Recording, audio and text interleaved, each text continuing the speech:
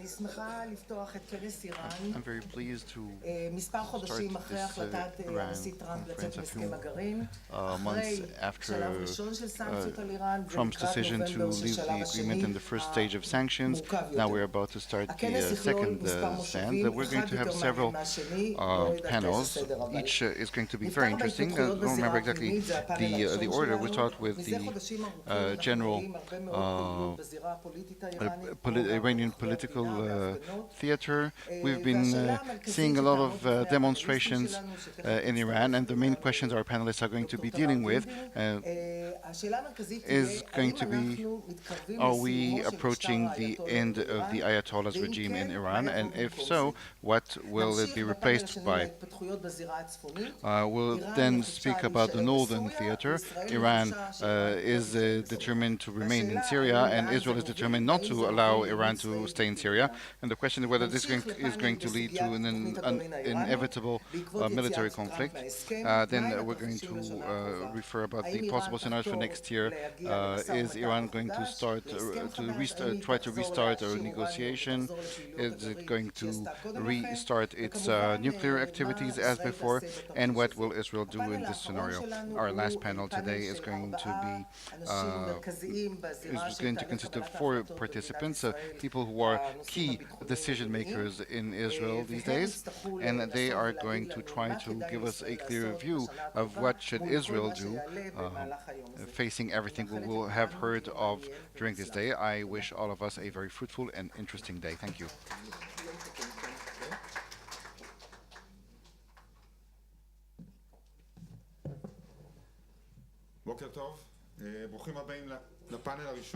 Good morning. Welcome to the first panel of this conference.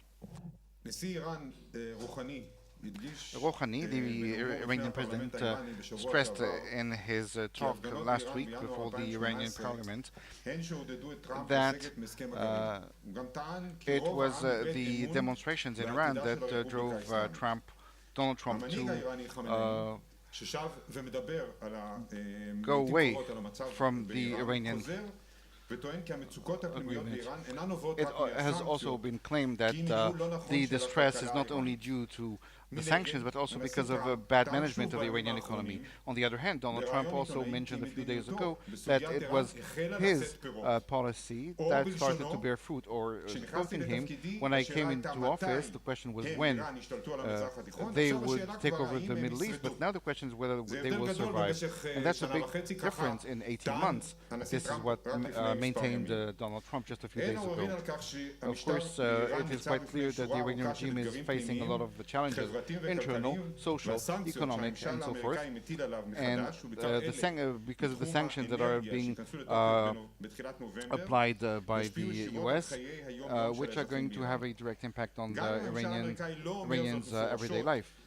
Even if the Americans don't say this in so many words, there seems to be some hope that the pressure is going to be so heavy that the public will not be able to withstand that and will bring down the current regime, or alternatively, that the Iranian regime is going to submit. There seems to be a disagreement in America with regards to the real amount of pressure and whether there's been a change in the impact of the ability of the regime to deal with the various pressures. And therefore, is there a real danger today threatening the stability of the Iranian regime? Also, and even if this is only a thinking experiment, this panel is the right place to do so. We're going to discuss possible scenarios of different alternatives if and when a change process will transpire. Is the next regime going to be more lenient or easier to handle as far as Israel sees things? To answer these questions, we have 3 of the best researchers in Israel. We have Professor Meir Litvak, the director of the Alliance Center for Iranian Studies in Tel Aviv University and the chair of Africa and Middle East Studies in Israel. Dr. Raz Zimmt, a research fellow at the INSS. He's also a researcher at the Alliance Center in the Tel Aviv University and at the Dayan Center. He served for 20 years in the intelligence corps in Israel, and also Thamar Gindin, who is going to join us very soon. She works at the Shalem College of Liberal Arts in Jerusalem and Israel Center at Haifa University. She studies and she works on making academic knowledge accessible to the general public through her blog and various lectures and talks that she gives throughout the country. Each of these speakers is going to start with a 10-minute presentation of his or her assessment of the internal threat which the Iranian regime is now facing, and we will then go to discuss other questions. Thank you. Professor Litvak, please. Yes, thank you. Of course, we can't tell ahead of time about what will happen to the Iranian regime, but having said that, I will take the chance, and I hope I'm wrong, but I will say that I think that the Iranian regime is currently not facing any existential threat. On the other hand, on the long hand, the Iranian regime and Iran as a state and as a society are going to face challenges which I'm not sure that they will be able to overcome, except if there's a real revolution in the way they manage their policy, and there's no sign that indicates that for now, and I will explain in a minute. First, I would like to say that the impact of the sanctions applied by the US is more significant than what the Iranians expected. The oil exportation dropped by more than 50%, much faster than what the Iranian predicted. Growth has gone down to 1.5% from 4.5% a year ago. That's the growth rate, and less than 7% that are needed for the Iranians to reduce the unemployment and to get their economy started again. For now, in spite of the feeble efforts of the European Union, big companies are leaving Iran much faster than the Iranian predicted. And this can be seen, as we can see, in the collapse of the rial, the Iranian currency, from 45,000 rial per dollar to 125,000 a month ago. And although this rose to 90,000, there's still a 50% drop in the value. So the collapse of the currency is indicative of the lack or the distrust of the Iranian public in the Iranian regime. Now, the collapse of the currency also has repercussions on the inflation rate, and this, of course, has an impact on the lower income parts of the population. This brings about, well, unrest, which is very different from what we've seen in the past. First, we've seen some demonstrations, or we are seeing demonstrations in many towns which used to be quiet in the past. Even the smaller towns used to be the strongholds of the Iranian regime, and many of the participants in these demonstrations come from the lower income parts of the society, which traditionally supported the regime. So groups that were supposed to be loyal to the regime have crossed sides. Also, many of the slogans we can see are political, unlike in the past, including death to the dictator, referring to Khamenei, or why do you send money to Syria and Gaza when we are suffering here? On the other hand, and that's very important, the demonstrations have not reached Tehran yet, which is the heart of the political work in Tehran. This is where decisions are made. And also, they ebbed away quite fast without the regime needing to apply too much force. Of course, the president is aware of and conscious of these pressures, and we see that they are trying to please their public. We can see that, for instance, in the layoffs in the central bank, which were supposed to appease the public opinion, and also there was the declarations by the new bank, the creation of 3 different currency rates, one for normal foodstuff, basic foodstuff, another one for the free market, and so on and so forth, which were supposed to protect the lower strata of the population from excessive expenditure on food. On the other hand, this actually increased corruption, and Iran has a very high level of corruption. So it's a two-way street. Also, Iran is now trying to well, the Majlis has overthrown the Minister of Economy and actually called Rouhani to an istizah, that means a questioning, in which he was supposed to answer 5 questions related to his failure to deal with the regime and to see whether he passed the test or not. And the Parliament decided that in 4 of his questions, 4 out of 5, he did not provide a good answer. So now they actually started an impeachment process against Rouhani. But here the Supreme Leader stopped that because the Supreme Leader wants lame ducks. He wants to have presidents who are weak, which he can control. And so now there's that. But this struggle actually indicates a misunderstanding, I think, or a lack of understanding, or unwillingness of all sides in Iran to face these structural failures of the Iranian economy, hoping that some cosmetic stunts or political stunts may solve the problem. And here I would like to speak about a few points that I think actually reduce the danger to the regime. First, the Arab unrest in Yemen and in Iraq have actually made people fear chaos, and that's a real fear. Also, the regime has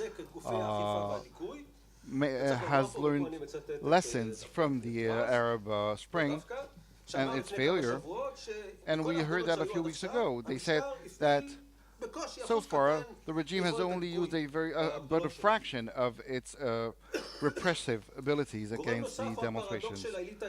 There's also another paradox of the Iranian elite. We have the conservatives, the reformists, and the radical right. And on the other hand, in spite of the cleavage, all the members of the Iranian elite from all sides, left and right, from Rouhani and so forth, want to maintain the regime. And of course, we know that the stability of the regime depends on the stability of the elite. As long as the elite keeps its coherence, the chances of the existing regime to survive are higher. Of course, this does not promise that the old regime may survive, but it is a necessary condition to allow it to maintain its power. In many other cases in history, the turning point was when the elite became less coherent. We saw that in Egypt, for instance. In Syria, the elite remained united. And here there's a big difference, social and religious, between the elite and the masses. And this actually contributes to the coherence of the Iranian elite. And many people see the demonstrators not only as a direct threat, but also as religious sinners, no less. They use the expression mufsidun fil ard or mukhayr, which are sinners against Allah. And by the way, these are 2 sins which are punishable by death according to the Iranian law. And so they actually see the demonstrators as people who protest against Allah and against religion. And this actually prevents any possibility that any part of the elite should actually defect and join hands with the masses. It's not a question of one dictator, it's like big religious groups, the Basij, for instance, or the other functionaries, and the religious network. So it's a large system of organizations and institutions that are now preaching, according to the data that we know, they speak to millions of people. The Basij, for instance, is a militia that reminds us of the East German model. They have branches in all districts and population groups. They have about 700,000 members, and they actually have a ramification of millions of people. Now, this multi-institutional structure causes internal struggles and inefficiency, but on the other hand, it also ensures a large dispersion and better control overall compared to other Arab regimes. Unlike other countries, they don't have anywhere to flee to, so they will fight to the death to maintain their power. Another point is that about the Iranian economy, which actually strengthens. Okay, I'll do it quicker. So there's a fictitious capacity of privatization in Iran. Some companies that were supposedly sold to pension funds and to all kinds of commercial clubs, such as Haifa in Israel. I'm not trying to compare, of course, but that means that millions of people are actually they have a vested interest in maintaining the regime because of economic reasons. Another point, and I'll do that very briefly, with all due respect to the social networks, there's a bit of a problem with social networks. And it's not that I don't understand the young generation technology, but with all due respect to social networks, I think that they represent a certain weakness because actually I think that what we know on the internet connect the social networks connect millions of people of a larger distance and so forth, but the amount or the level of coherence, the level of unity is much lower in the social networks than in the Basij and in those groups. And too many times the activity on the web is as a substitute to doing something in real life. I liked something, I did what I needed to do, and that's it, and then I don't need to go out to the street and demonstrate. Another problem is the migration of the young. They have an option. You have tens of thousands of young people, those who are not enjoying their lives too much, leave Iran every year. And we know that. So this has a direct repercussion on the national issue, because in the last 2 years, national humiliation has been a very important factor, but this is not the case right now. I think that Trump's sanctions are now actually strengthening the nationalist and national interest, because the regime sees itself as fighting for Iran's honor. Now, just one more minute, please. What are the long-term weaknesses that are actually threatening Iran? First, the fossilization of the political system and of the conservatives, because they're not allowing any new forces in. You can see this in the various nominations of Khamenei. For instance, he nominated a young 93-year-old person to manage both the two most important institutions in Iran. And the second figure, Shavit, he's a youngling of 70 years old, but he's ill, and so on and so forth. So this reminds us a little bit of the Soviet Union in Brezhnev's time. A stability which brings about stagnation and weakness eventually. Another point, which I mentioned here and in other places, is the problem of water. It already has some political repercussions, and it is threatening the ability to maintain a real society in Iran in the next 30 years or so. Also, the global warming is influencing the south of Iran, and is going to turn the southern parts of Iran into uninhabitable areas with 50 or 60 degrees centigrade in the summer. So you have water, demographics, low birth rates, which are going to look a lot like Europe in 20 years without the economy of Germany, which means a small number of young people are going to have to make money for a large group of the population who's going to be elderly. And Khamenei, which we've been hearing, he still uses the old slogans about faith and political coherence and hating the enemy and so on and so forth. But I think that part of the Iranian elite, Rouhani and so forth, actually do see the reality, and others don't. They're still stuck in the past. So, of course, that, everyone has leaders stuck in the past, not just Iran. But in the short term, this is not a threat to Iran. But in the long term, I think there's a real problem that they are facing, and it actually is threatening the Iranian regime. But when things will happen, nobody can tell. I have no idea. Of course, when it does happen, I will be very happy to come and tell you about it. Thank you. Thank you very much, Professor Litvak, and now Dr. Zimmt. Good morning. What did I do? I really fancy being sort of very original, and even more so being optimistic, but to my chagrin, I'm neither. Which reminds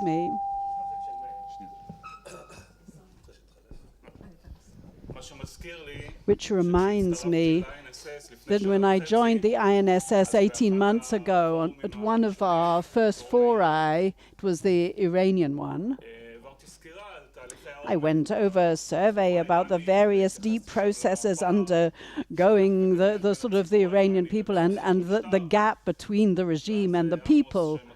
And Amos, who knows me because I was an officer in the intel with him, but he said to me, but Raz, you've been saying that for the last 10 years, so why will there be a difference? So therefore I said that when I talk about this gap that is growing, I never said that this would lead to a toppling of the actual government and the regime. I won't sort of take from Thamar's time when she's going to talk about social networks, so I won't. But although I do come from that background of social network research, but I'd like to connect it to what we are discussing here. Sometimes there's a feeling for those who have been in the social networks a lot, like me, who update themselves on Twitter and the Telegram in Iran, that Iran is on the brink of collapse.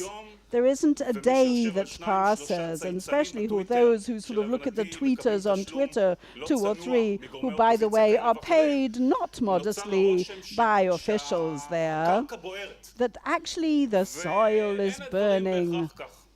And things aren't naturally or necessarily like that. But I think what I'm going to say in the 15 minutes that are allocated to me, I'm going to say the following. One should never poo-poo or denigrate what is happening in Iran over the last 6 months, since the end of 2017, without sort of relating to the protest movement in Iran. It is not a derivative of the immediate significant threat against the regime, which, by the way, does not exist at the moment, and I agree with that. And it is not a derivative of how many people go to the streets to demonstrate. At the peak of those protests in December 2017, the estimates were 50, 60, 70,000 people who went to the streets. If you remember 2009, that greatest trauma for the Islamic Revolution since 1997 were hundreds of thousands who went to the streets in Tehran and other central cities as well. It doesn't change the fact that the protest movement in Iran over the last 6 months needs to really lose sleep, at least let the officials and the government lose their sleep. It should intimidate them because it does reflect a crisis, an economic one, an authentic economic one, of very large parts of the Iranian public, especially the low economic strata. And I agree and second what Meir said.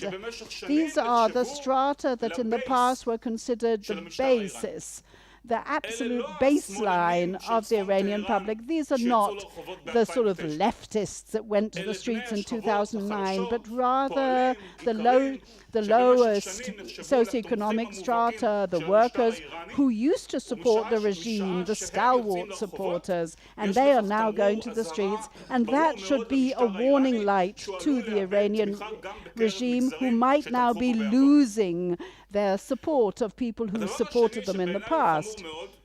And another issue that is very grave, in my opinion, as this has created a kind of crisis of expectations.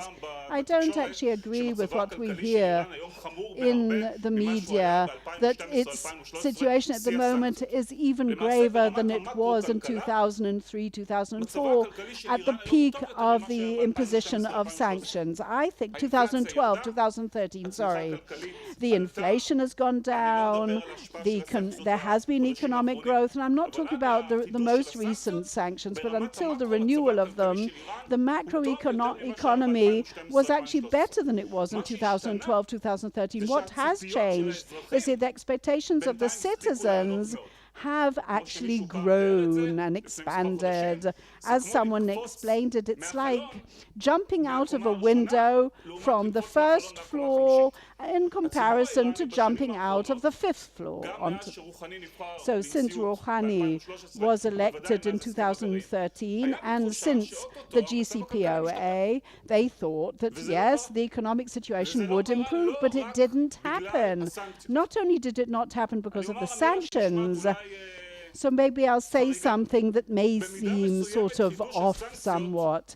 The fact that the renewal of the imposition of the sanctions now supplies the regime with an excuse that they didn't have before, because had they not been renewed, the chance that Rouhani would succeed in solving the main problems of the Iranian economy would have been really very slim. It's an economy that is suffering from structural problems that are very severe, of a very weak private sector, of a control of the Revolutionary Guard over a very significant part of its economy, and of course corruption as well.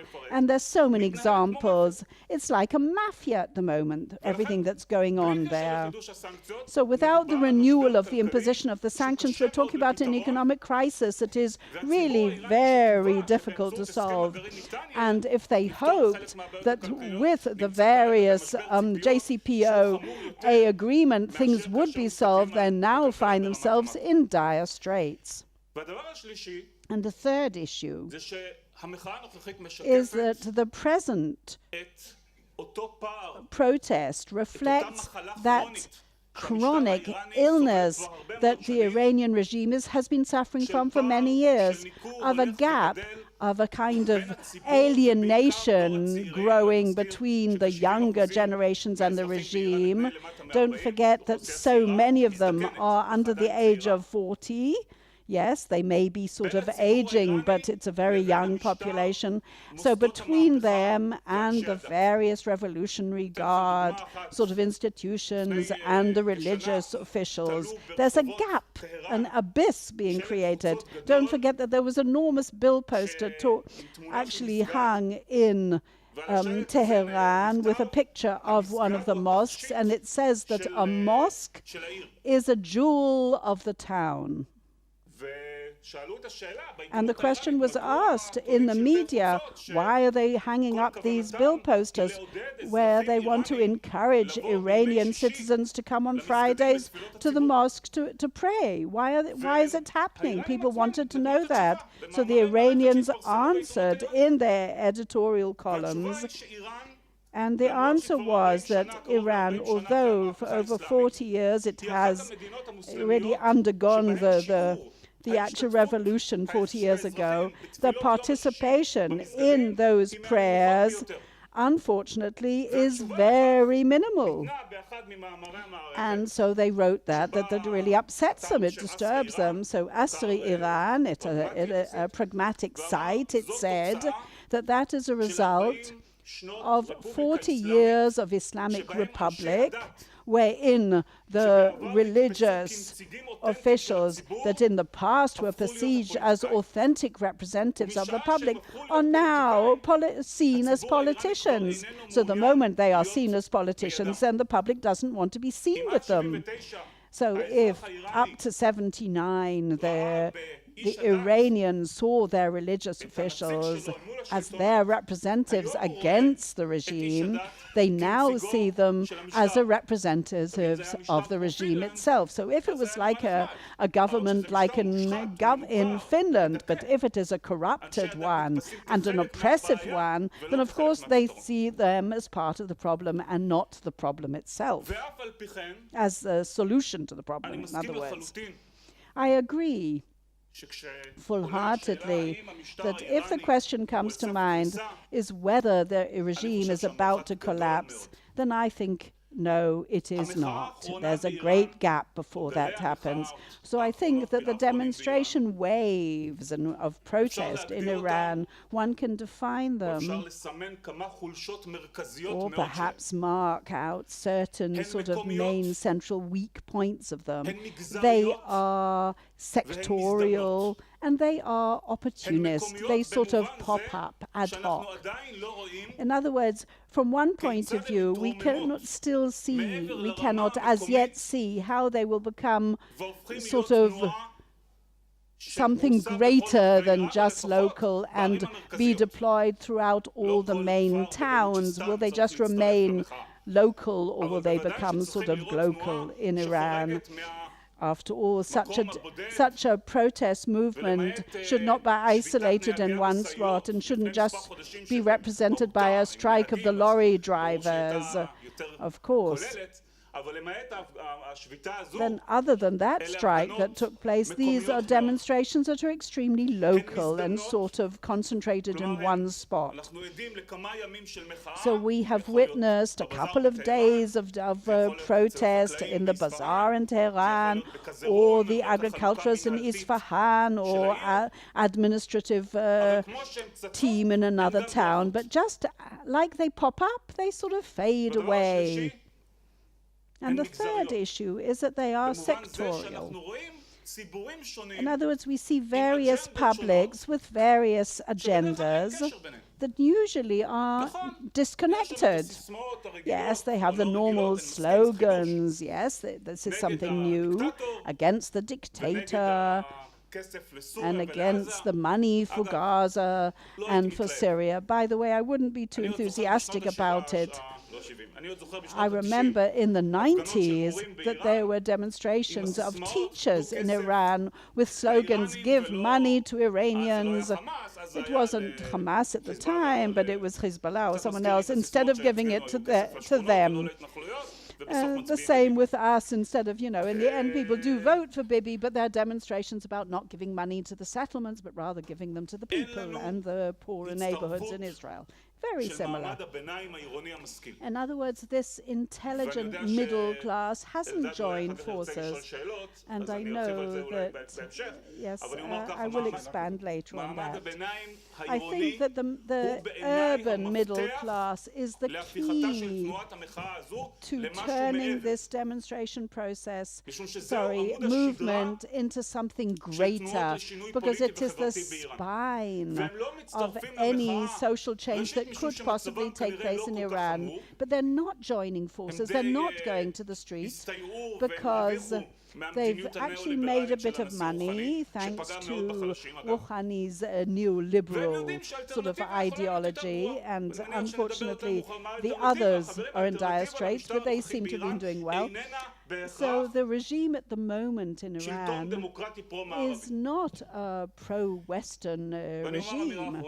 Now, I'd like to conclude by saying, just as one should not denigrate the actual protest movement, one should also not denigrate the actual Iranian regime's capability of suppressing those protests. Believe me, they can.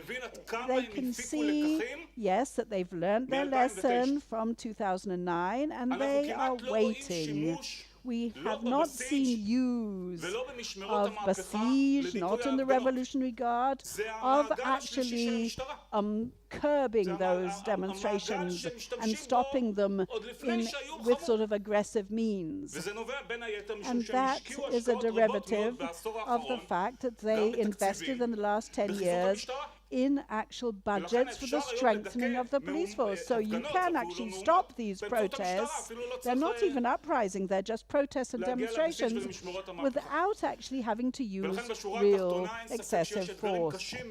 So yes, there are a plethora of challenges that they face in the regime, but if they base their strategy on a true evaluation by saying that they have evaluated that the Iranian regime is going to topple. Believe me, it is much harder to topple them than to actually tweet a little bit on Twitter.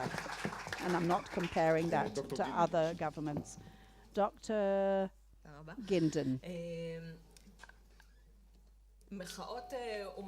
Thank you. בכל העולם תמיד מסתייעות בטכנולוגיה המתקדמת ביותר באותו זמן. ב-1979 באיראן אנחנו ראינו את שיא הטכנולוגיה, קלטות שהוברחו מנג'ף והופצו במסגדים.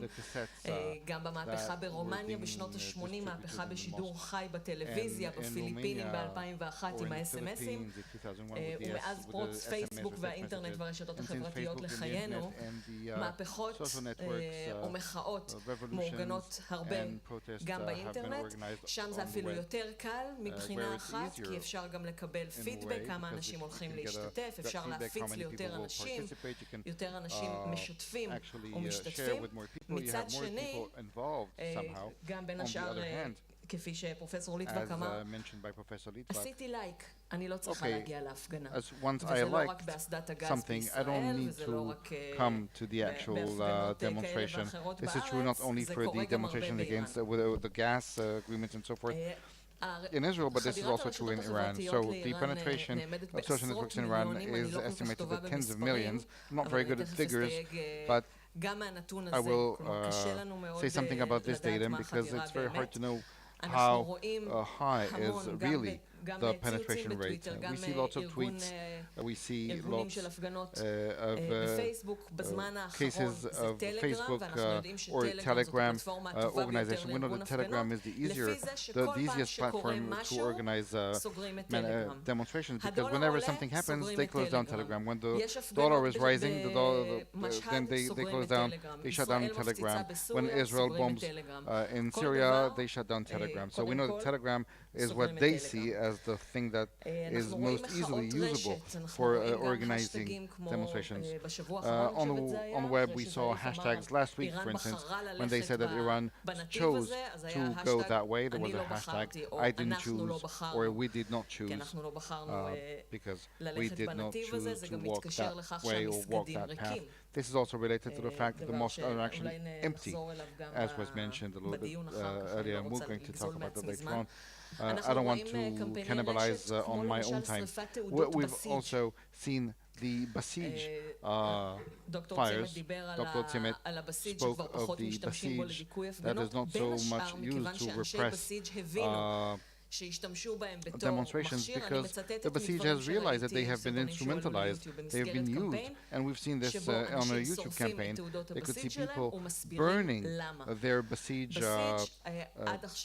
certificates, the Basij membership cards, because so far the Basij has been the only way to allow people, the common folk to support the regime and to get a minor compensation. I'm referring to all the demonstrations organized by the regime, they actually seduce people to come and participate in a demonstration and give them some sort of incentive in order to do so. So when I say the ones who drink tropit in Hebrew, that means the people who come to the manifestation or to the demonstration, they actually support the regime and they come for an incentive. Anyway, there's a Facebook page that started with women sending their own picture without the hijab, and there's a girl who does not sleep, really. She just posts those pictures on her dedicated Facebook page or on Telegram. She gets videos and pictures from people all over Iran doing things against the regime, and she centralizes that. Recently, maybe since December 28th, 2017, the Iranian women also started to actually wield a hijab on a stick, which is another initiative. So we've seen this type of protest. We talk about it in the press, but it's really small scale. One of the things that's really hard to assess when you follow the social network, well, you can find tweets or forums or all kinds of videos that are really very charming, if I may say so, but we don't really know how large the phenomenon is, how large the impact is. On Telegram, I'm a follower of the bad guys and the good guys. And when I say bad guys and good guys, I do not, I know it's not a scientific term. Let's say just the opponents and supporters of the regime instead of bad guys and good guys. So and when you follow the opponents, of the regime, they say that the regime is going to fall tomorrow, and when you follow the ones who are actually supporting the regime, they say that everything's fine, and I hear people saying, I see more people going through the garbage to find food every day, and on the other hand, I see fancy cars driving by them. I just heard someone before the sanctions were reimposed 2 weeks ago, and there's a website where you can sell organs, human organs. People are actually selling their own kidneys, tens per week, blood, whatever. And, and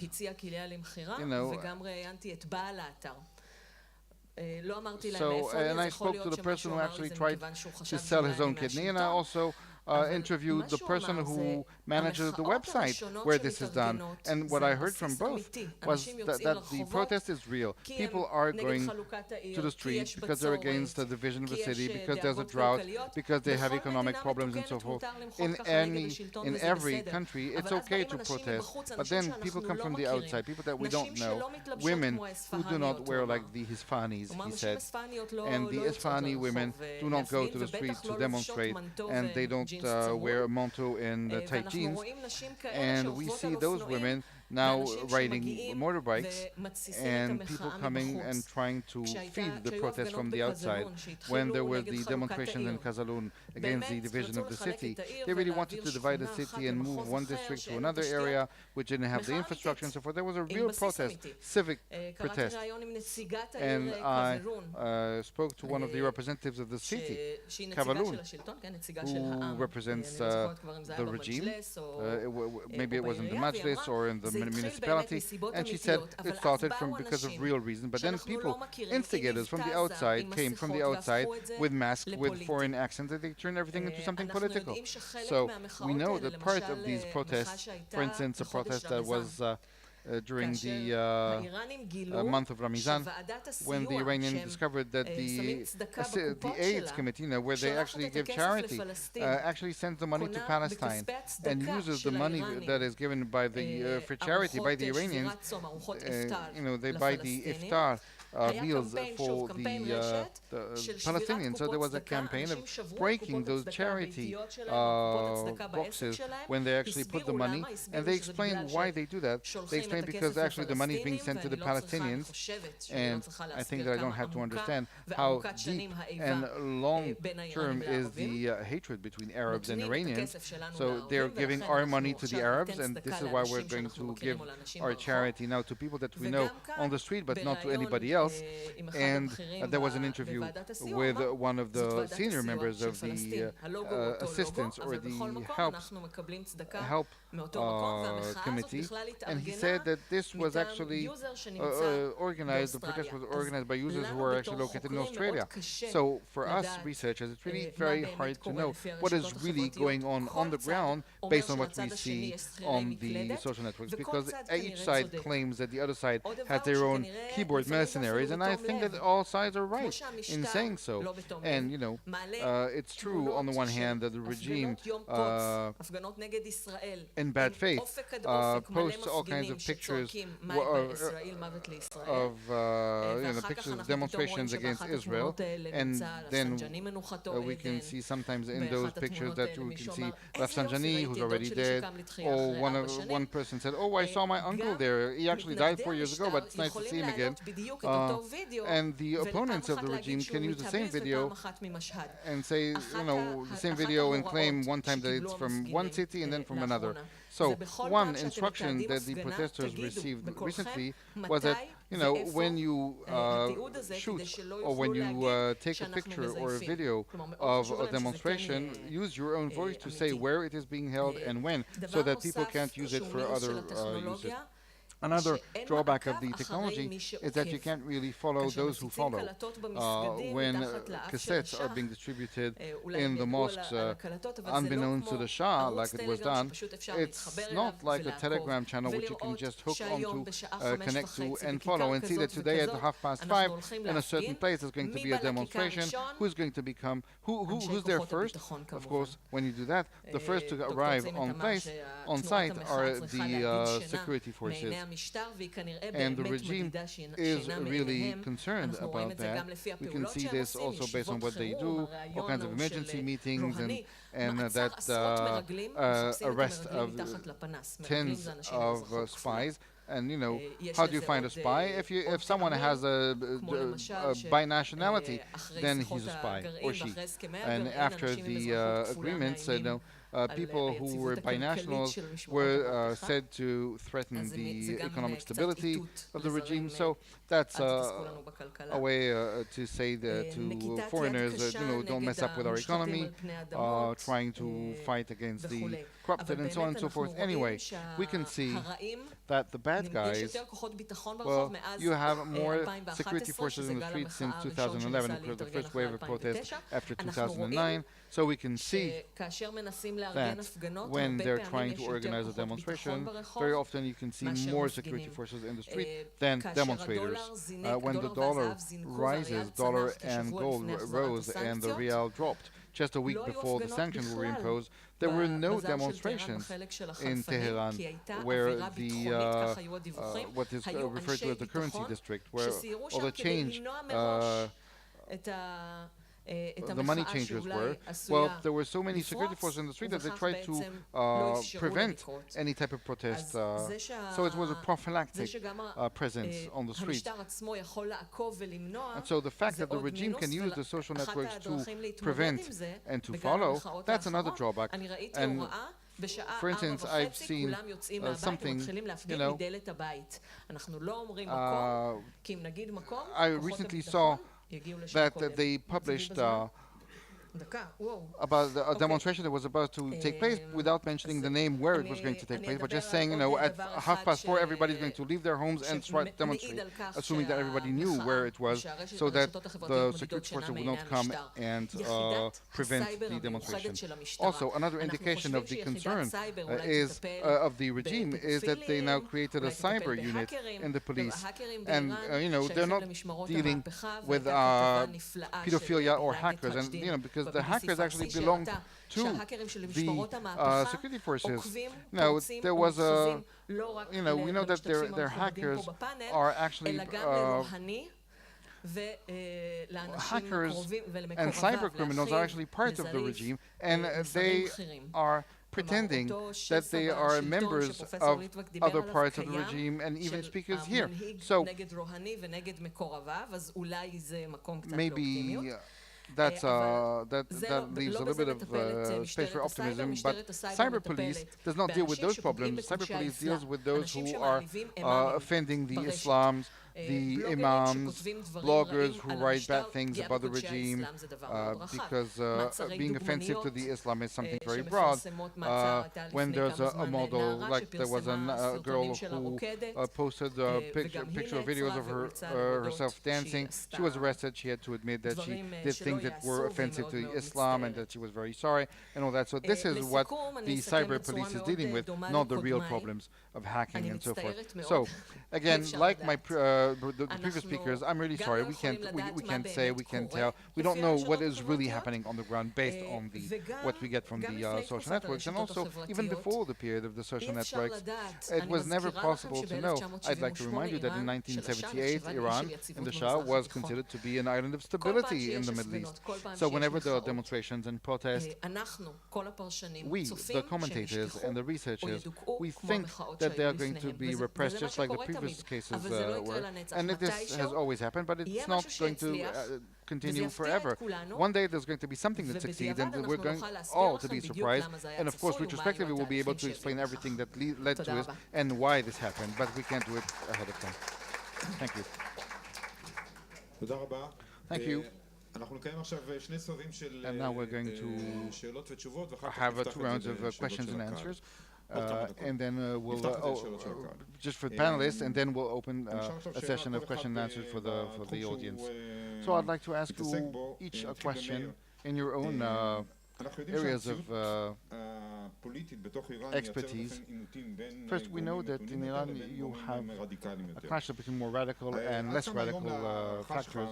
In your opinion, is there really a tension today between the moderate, as represented by Rouhani, and the Supreme Leader, now that the pressure on Iran is increasing and new decisions have to be made, also related to the nuclear activity?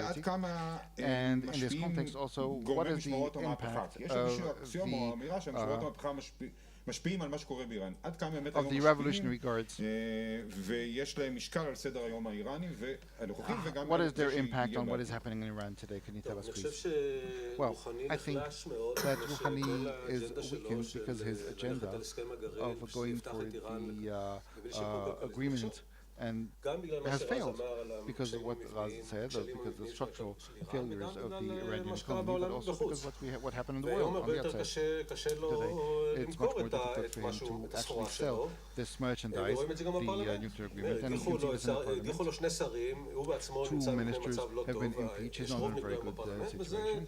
So that's one thing. Also, Khamenei keeps harassing him. A few months ago, Khamenei was actually laughing at him and said, stop bitching around, that things are bad, do something, but he doesn't allow him to do anything. So Khamenei comes out as the good guy, and he comes out as the villain. But on the other hand, it's clear that the conservatives think that this is an opportunity to really run down the moderate side. As for the revolutionary guards, there's a political and economic mafia that is determined to protect its interests. They don't want Iran to open to the world because all of their power is based on the fact that Iran is closed. It's not part of the world economy. So this is why they are struggling against Rouhani. He tried to reduce their force, their power, and Rouhani is trying not to allow any side to become too strong. But of course, the revolutionary guards are a very strong and problematic side. They're really bad guys, villains, by the way. Except for Shalem, maybe. Okay. Anyway, thank you.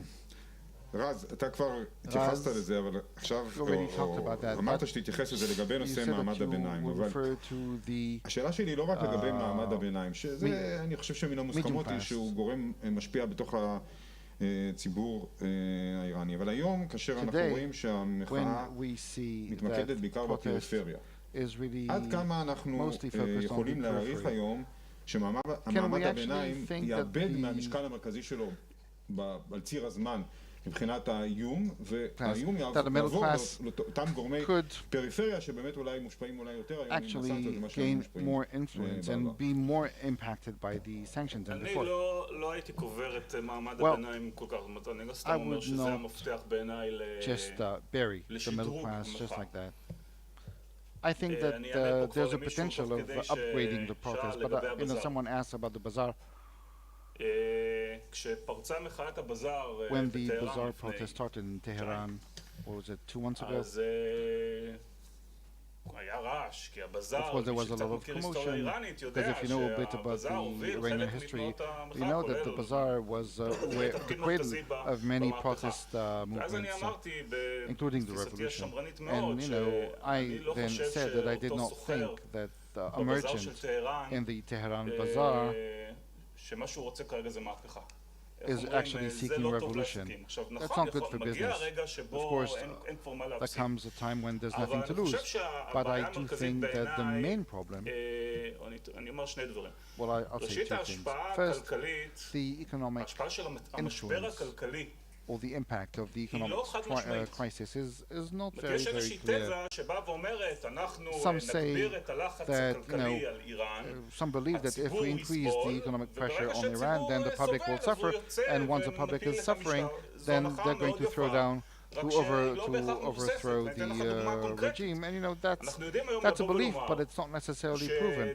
I'll give you an example. We know that at the peak of sanctions, the previous sanctions in 2012 and 2013, alongside Ahmadinejad's populistic policy, when the middle class in Iran was really severely impacted by Ahmadinejad and by the sanctions, and in that time we actually saw a process in which he invested most of its energy in economic survival. When someone gets up in the morning and only thinks about bringing money home to get some food on people's plates and tables, and of course this is a very, a lot of what we refer to as middle class are people who work in the public sector. They can't do anything that jeopardizes their livelihood. Then they're not going to do anything. And also, the question is, what is the alternative? Thamar didn't say that in so many words, so I will, in her stead. I think you told me about that, by the way. Part of the Iranians that we talked to on the network. Yes, I have it written down, but I didn't get to that part. Well, yes, okay, so we great minds think alike. Anyway, part of the Iranians that we talked to on the network, and I was surprised to see that, but I heard that from different sources, when asked, why do you not join the protest?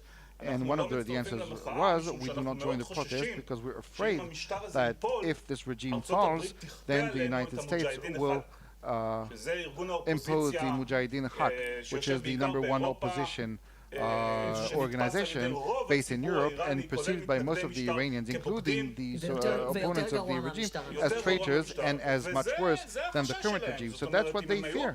And if they were quite certain that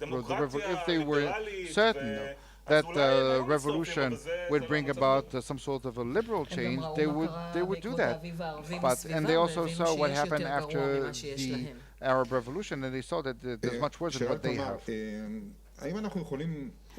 It's a question to Thamar. After you've been following the social networks, can we perhaps characterize this a little more about the youngsters and their interest in politics?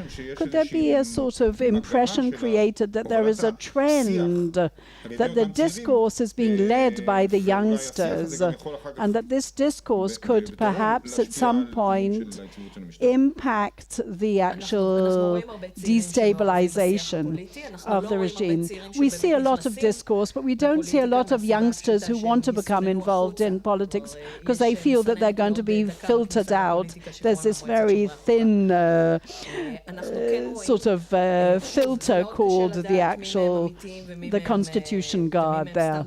So sometimes we're not quite sure if this is one person with 100 accounts or exactly who they represent. Are they individuals? But I think that most of them do talk about being involved in politics, even if they don't write it on their profile, but you can see in their personal chats and with various little hints.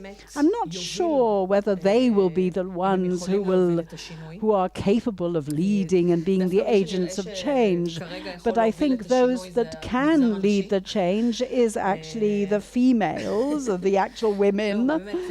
No, seriously, the hijab protest is one of the most organized, consistent, stable, ongoing protest, and the most brave, by the way, the most courageous of all. We see women who go up onto the power poles, sort of electricity poles, and various sort of, and stop, and are very active on the networks. I think youngsters, in your definition, is around 40. Yeah, that's, yes, a year younger than us is young already. Yes. Yes, there are youngsters. I'm not sure how much they can really do. But I'd like to go back to the fact that I did do a like, and I retweeted, and I changed something, I published a cartoon. So, okay, I've done my thing, and now we will topple the regime. I'm not sure if they can really do anything. You started with a statement about the fact that you apologize for not being optimistic. And all of you said that you feel that the regime is not under threat, under real threat. Let's say that we have erred and that everything that was said here is a mistake, and that our assessment is very traditional, classic, as, we say, it can't possibly happen. But things have happened in the past. I mean, a public in the past, with all its various hues and shades, did bring about significant change. But for a moment, let us actually think of various scenarios. What will then happen? I mean, just look at all the various aspects, the internal stabilization, alternatives, who are the alternatives, in order to try and relate to that question, is whether ultimately, and we might hear this as the day wanes, whether an alternative regime, would it be better than the one that exists now? Would it be positive from point of view of the West, and would it be able to meet what the Israelis and the Americans wish to see? So please relate to two additional issues as well, and it's not a hypothetical situation that the leader will one day sort of meet his day of judgment and he will disappear. Khamenei, for example, at the moment is still in regime, but he might disappear. And the other issue is not the change of regime, but what would the Iranians be willing to do because of what the West is demanding of them and the United States, etc.? What would they be willing to do? So I'm going to start with the simplest option. That is the death of the leader. He's only 79, so we're not sure. But Khamenei, the way he's establishing himself is that there will be an heir who will succeed him, who will be similar to him. It's sort of, for example, look at Gorbachev. He really researched it, and he thought it was horrific, and he is determined that Iranian Gorbachev should not be elected because he thought that was terrible. So I think that he is aspiring to build a kind of system that will not be a reiteration of a mistake, and that they should choose someone of a sort of a middle age, not someone young, because he doesn't want them to remain 30 years in that role after his. Of course, things will be destabilized. I'm going to talk about two possible scenarios. One of them, the worst one, is that the Revolutionary Guard take control There may even be a military coup, but they don't have a legitimization. I mean, they want to see a regime with a legitimization. They believe that because they cannot just use oppression and force. So the Revolutionary Guard short term have more opportunity and more chance of succeeding, but long term, no. I think that there's a second scenario, perhaps, that technocrats take over, a bit like in sort of Romania. In other words, people who are not democratic, really, but they're also not radical, sort of religious representatives, and they may take over in a kind of coalition with other groups, which is a possible scenario. But again, I mean, I think, you know, perhaps I allow myself to be a little optimistic in this situation, that even if these people aren't that sort of pro-Western and they won't love Zion, what will they be? They will be Iranian patriots, and they will be interested in the Iranian economy, and then there's a chance that they will invest less in external sort of adventures and missiles and things like that, and instead improve their own country. And if that happens, it's a more optimistic scenario than should the Revolutionary Guard take over and take control. I'll also try to be optimistic for a split second. There is one thing that is not perhaps new, but I see it appearing more and more over the last months, and that is the feeling of despair in both of the central political camps. I think since the 90s we talk about the big camps, the reformists and the conservatives, but the feeling is, at least from the conservatives, is that the public is fed up with both of these options, and we see those in the slogans, in the demonstrations. The conservatives don't seem relevant to anyone, especially if you're talking about a resistance economy and Islam. I mean, the slogans, I mean, really, no one is buying into that. But the others are simply, the reformists are too weak, and even the Rouhani, who is a sort of light conservative, isn't he? Even he isn't actually sort of supplying what he promised, and perhaps things could develop. I agree with the scenarios that Meir actually presented. I think that in the discourse nowadays they're talking more and more about the worst possible scenario, which is sort of moves between what they say would be a military president. In other words, not sort of toppling Rouhani, but let's say at the end of his term of office, someone else will be appointed. Not that I'm encouraging it, God forbid. Soleimani, for example, someone from the Revolutionary Guard, for example, that will turn Iran. There'll still be a legitimacy of a leader, but there'll be some kind of military regime or partially military regime. I think it's very difficult for me, other than those two sort of options that were brought up here, I find it very difficult to find anyone from within Iran who managed to lead some kind of leadership of Iran into some kind of optimistic direction, or, God forbid, a liberal democracy or something. I didn't quite understand whether you're talking about change in the regime would lead to a change in policy, or what did you mean? No. I believe, after all this, that the Iranian regime is, on one hand, can be pressurized. I mean, there are those say the moment pressure is wielded on it, then it's willing to become more versatile and flexible. We saw that with Khomeini's decide to drink that poison and actually reach some kind of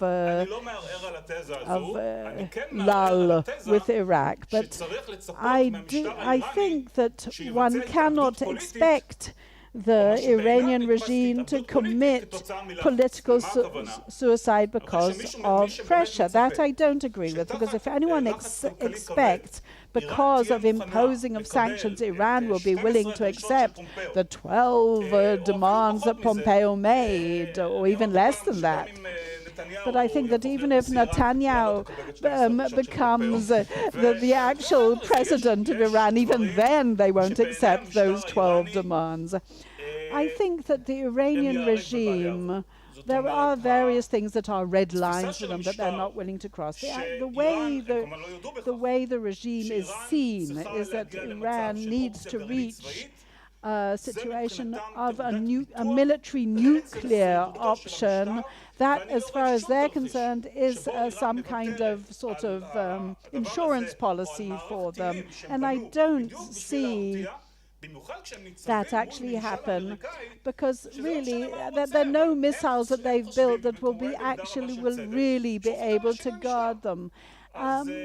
Really, I don't. I think that Khomeini for years has been saying that the nuclear issue is just an excuse, and if they do solve that issue, then the West will come. And so I'm not justifying Khomeini, but I'm just trying to understand the way he's thinking. I think that because of pressure being wielded, Khomeini is going to come in 6 months' time and saying, oh boy, I'm willing to stop everything. I'm not going to enrich uranium anymore, and I'm going to give up my ground-to-ground missiles, etc., etc. It's all very well. Someone who was called El Majnoon, who was Gaddafi, that was fine for him, but he's not going to do what Gaddafi did.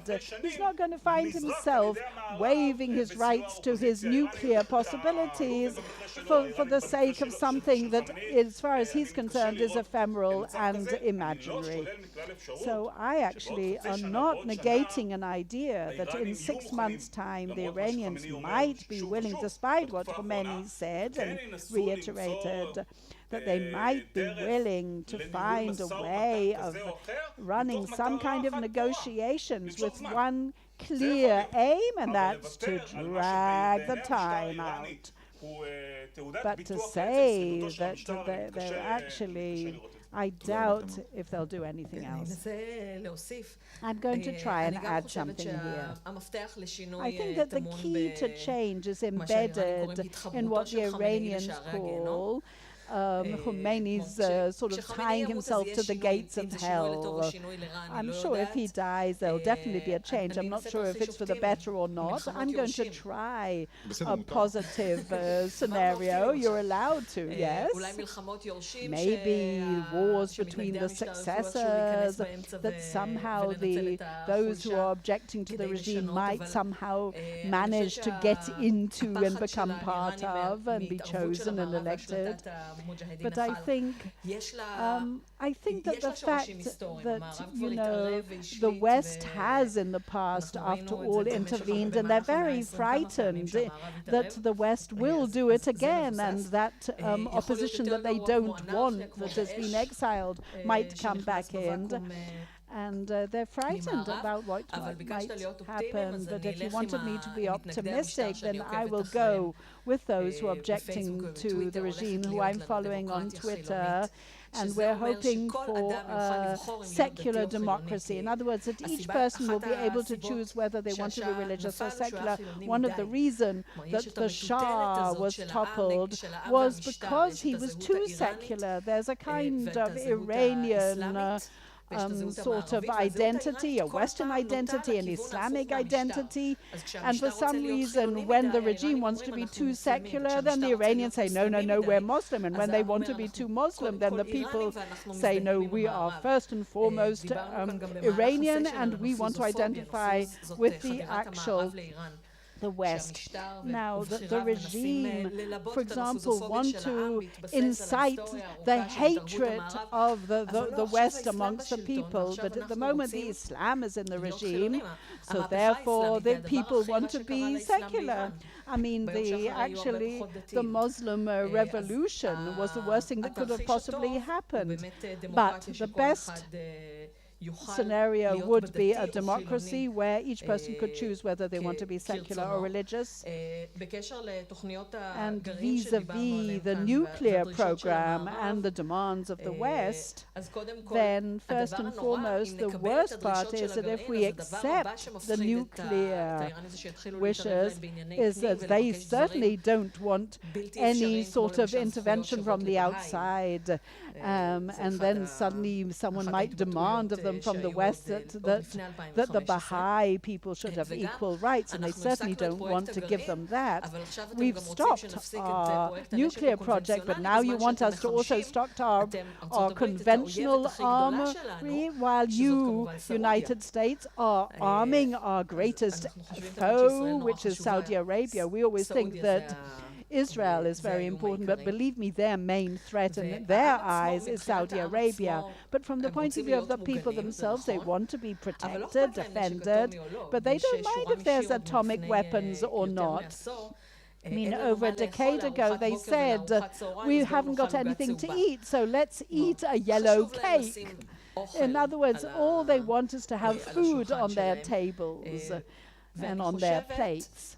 So they don't really care about that, which isn't very optimistic. But if they do improve their economy with this present actual regime, so in other words, that the Iranian people will actually know that they have lunch today and tomorrow, and they'll be able to buy what they used to buy a month ago. And by the way, the prices at the moment are spiraling by hundreds of percent every month, and the salaries remain the same, so they don't know what they'll be able to actually afford the following things. So if there is that kind of economic stability, then we're not going to actually witness a change. I think the pessimism that really reigned here, I'd just like to say that at least from my experience, the regime was warned already in 2009 with the uprising after the second election of Ahmadinejad, because they really they weren't expecting that kind of uprising. It wasn't because of economic motivation, but because of internal politics, out of an expectation that, this election at the time would bring about a true change in Iran. But since then, until this very day, I think the regime is preparing itself for that scenario, that they're going to see another wave of real uprising and real threats. And that usually does not derive from economic crisis, but rather political crisis. So the regime has done everything possible in order to prevent the people taking to the streets again with that kind of demonstration. And they do not want an alternative leadership to be formed and forged that could really intimidate the regime itself. So they're doing everything against that possibility. I just wanted to say that in 2009, the uprising was that we elected one specific person who would be the head of the executive arm, and I got someone else to be the head of the executive arm of the Islamic Republic. It wasn't because of the change of the regime, but rather the person who will carry out that policy that has been dictated to him. And in 2011, it was because they saw that things seemed to have succeeded in the Western world, so why not do the same? But in other words, this was against the dictatorship, against the principle underlying that sort of a religious person being, the religious sort of being that supreme leader. So much research studies have been done questioning what actually did lead Khomeini to actually sign the GCPOA. I think it wasn't only because of economic reasons, but because there were other demands. And now, at the moment, they're only demanding, they're only saying we need a change in regime, because only then will the needs of the West be met.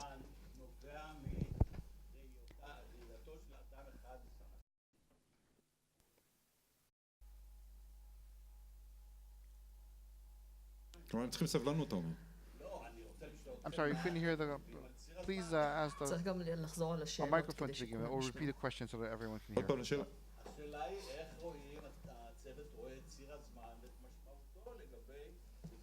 The question is, how do you see the timeline, the influence of time? השאלה הייתה קודם כל על ציר הזמן לגבי ההתנהלות האיראנית. About the timeline and the Iranian behavior. השאלה היא איך על ציר הזמן ההתנהלות האיראנית תגיב, באיזה אופן היא תגיב מול הלחץ. What will be the Iranian response over time to the pressure coming from the United States? Yes. Okay, so that's one question. Let's take another question. Please repeat the question because we can't hear the speakers from the audience.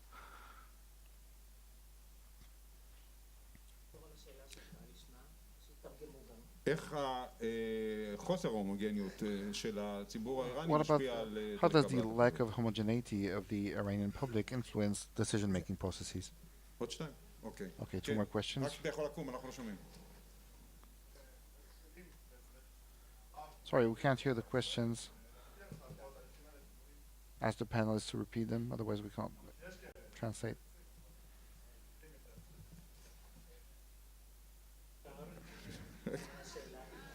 כן, רגע, אחד, שנייה. רגע, לחזור על השאלה. הוא שאל מה הכלים שיש The question was, what are the tools that the West has in order to influence internal processes in Iran? In the right direction, of course.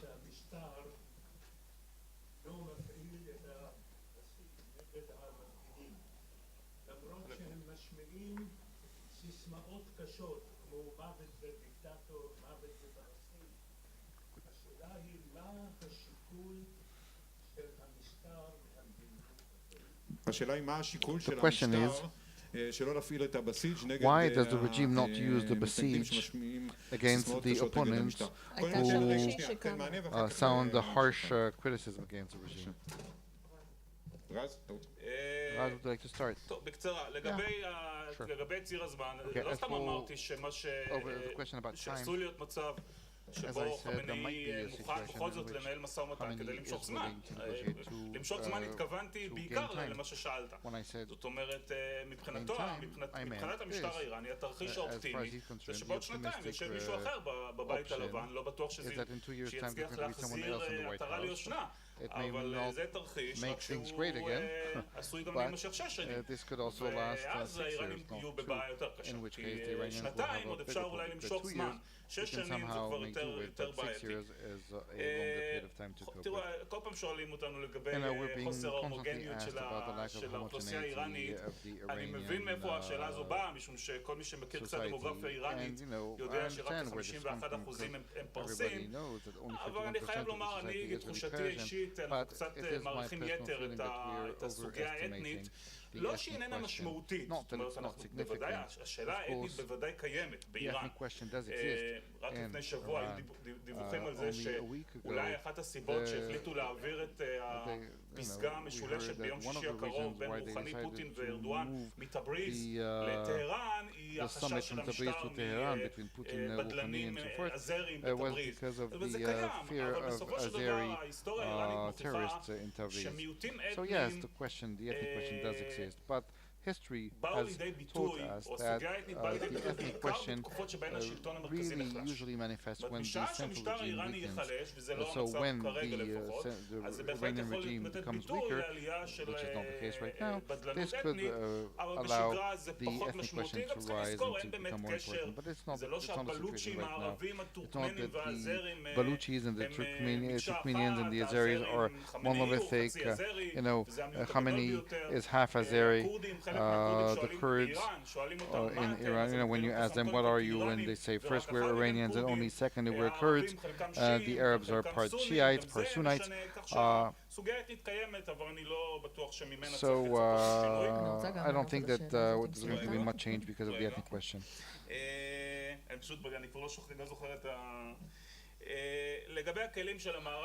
And as for the tools that the West has available to influence Iran internally, well,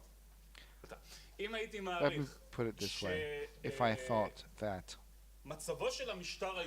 the condition of the regime today is destabilized so much, on a scale of 1 to 10, 1 being totally stable, 10 being on a brink of revolution.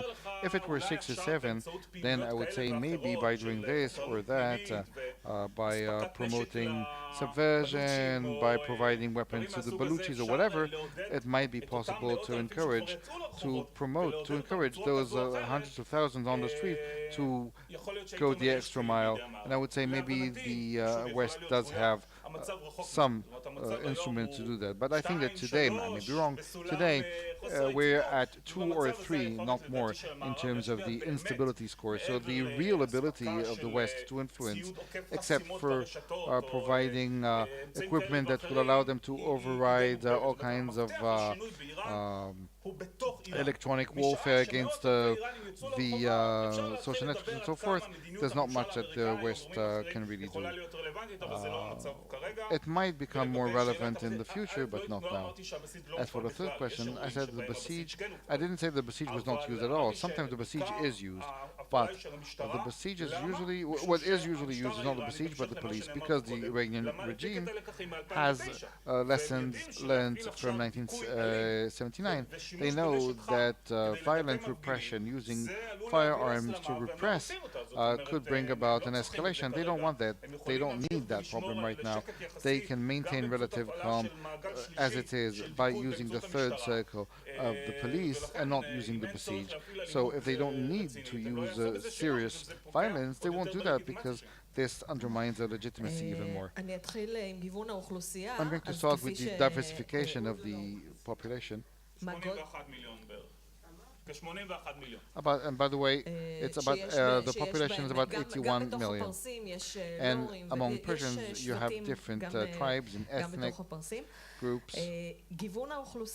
Anyway,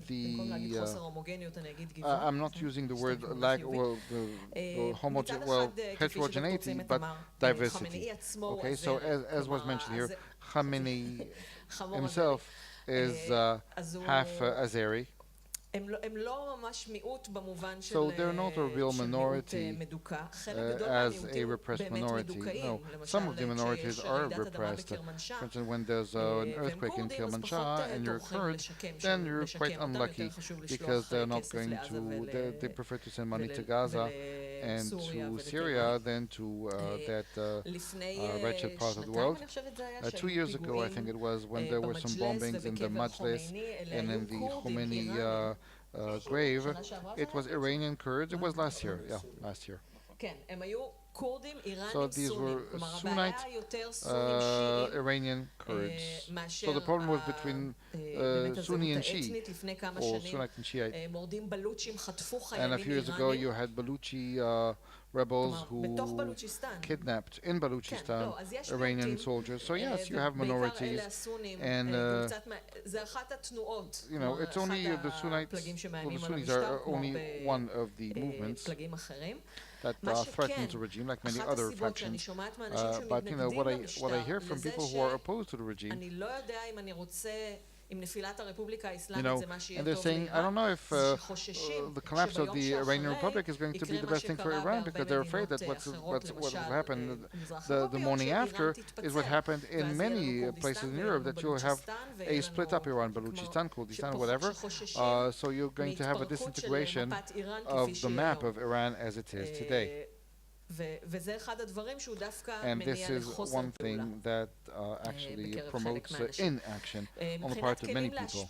As for the tools to influence, well, if you ask the supporters of the regime, all the demonstrations against the regime were organized by people on the outside. They don't say if it's Israelis or Americans or Saudis, but they're all from the outside, and the social networks, are such that you can't really tell where these people come from. So it's not driving them to the next step. Of course, there's a lot of activity, anti-regime activity among the the exiled populations. Of course, the Shah is not an alternative. Nobody here mentioned that, but some, do.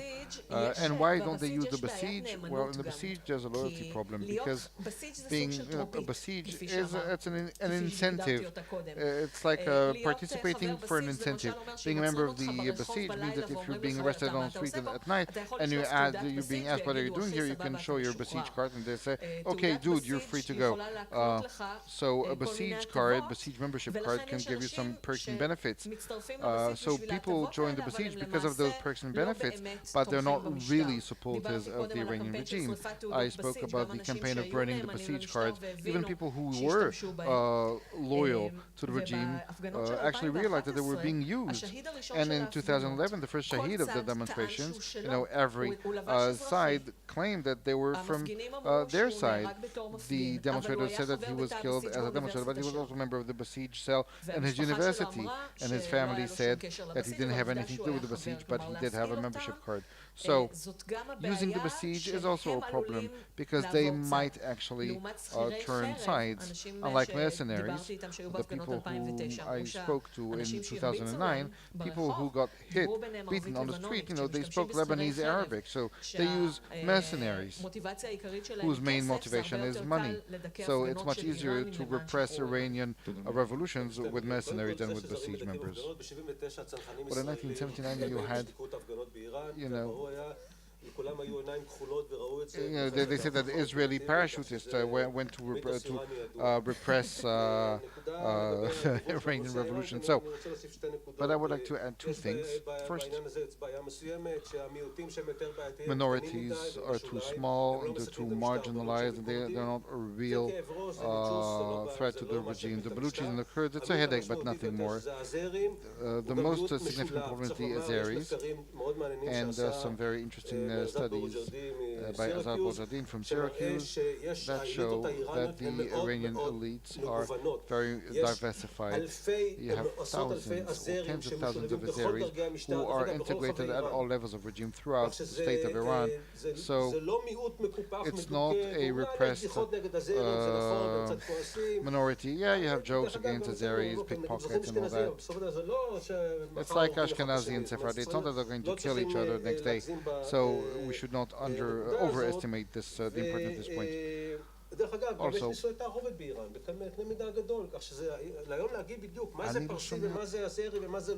I don't know what, not everybody is really aware. It's much harder to really define who is who. And it's not a new nation state. Yeah, exactly. So I think that this point is less significant than what people would like to believe. And as for the time, yes, the Iranians are waiting for Trump to be replaced. That's why they're not breaking everything up, and they're waiting 2 years, hoping that the Europeans will help them, and the Chinese, which we didn't mention here, are also a significant part until Trump goes away. And the Iranians have a long patience. They can wait 1,000 years for the Imam to come, so they can wait 6 years until Trump goes away. So I totally agree that it is in their best interest to gain time. Okay, more questions, please.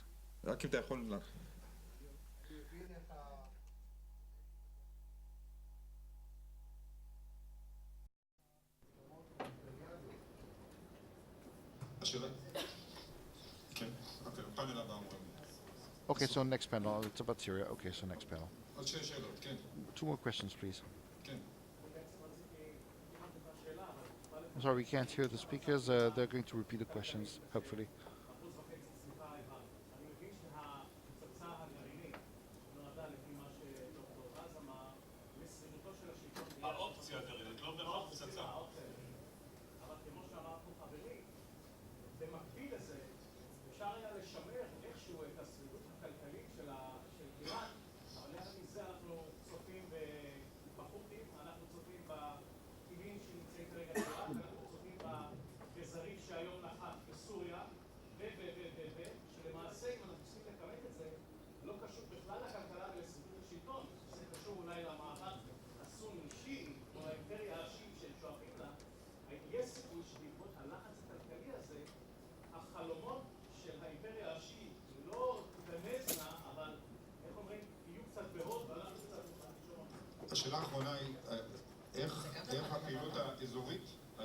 The last question was how the economic situation can help them change things. Well, first, all the talk about reviving the Persian Empire, that's all very nice for clickbait, but you have to realize that the Iranians in Syria, for instance, in Yemen or elsewhere in Syria, not because they are trying to revive the Persian Empire, but because they feel that being involved in Syria or in Yemen or other places serves their interest. They see Syria as their strategic depth of facing Israel. And Iraq, of course, interests Iran a lot. And we have to remember that Iranian involvement in the area in different ways did not start after the Islamic revolutions. My PhD thesis was about Iran's local regional politics in the 1960s and 1970s, and they were trying to reach some sort of hegemony at the time. Of course, the economic situation is a problem, and we are seeing data in the news indicating that now that because of economic problems, they're reducing their support to Hezbollah in Gaza, but we have to take things in proportions. If, taking the harshest estimations of, I don't know, $1 billion to Hezbollah every year and a few more millions to other areas. It's a lot of money, but they have a budget, a state budget of 250 to 300 billion. So if they think something is a vital national interest, they have the money to invest. And there are other countries in the region which, even in deep economic crises, have acquired military nuclear capacity. So it's possible. Okay, one more thing to conclude before we break before the next panel. I think that the importance of analyzing the Iranian reality is very high, because we need to understand, to be able to understand the decisions, the policy decisions in the area and with regards to their nuclear activity. So it's very important that those who are decision makers should not ignore the fact that the Iranians may not be where everything wants or thinks they are. And many people think that they're on the brink on some sort of change, either changing or collapsing. And maybe they're not exactly there. So this is important for all these decision makers who manage the decisions being made facing Iran. Thank you very much.